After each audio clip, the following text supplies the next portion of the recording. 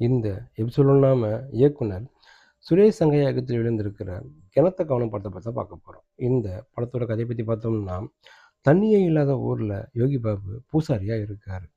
பக்கத்து ஊரை சேர்ந்த லவ்லினை காதலிக்கிறாரு. ஆனால் லவ்லினின் தந்தை தண்ணீர் இல்லாத ஊரில் அவர் பொண்ணை கட்டித்தர யோசிக்கிறாரு. இதற்கிடையில் நீரோட்டம் பார்க்க வரவழைக்கப்பட்ட அந்த ஆசாமி யோகி பாபு வீட்டில் கிணறு தோண்ட சொல்கிறாரு. தனக்கு திருமணமாக வேண்டும் மற்றும் ஊருக்கும் நல்லது நடக்க வேண்டும் என்று ஊர் மக்களின் கோரிக்கையை ஏற்கிறார் யோகி பாபு.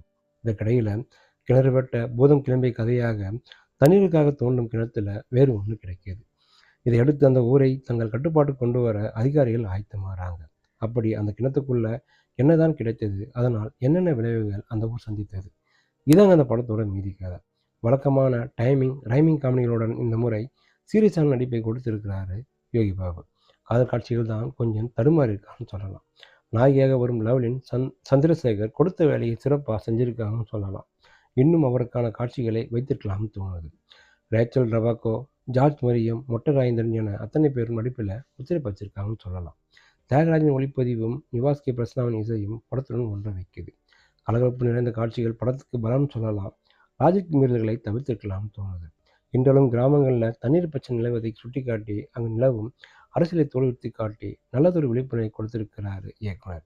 படத்தின் ரிலீஸுக்கு முன்பே அவர் காலமாகிவிட்டது மனதை நடுவது.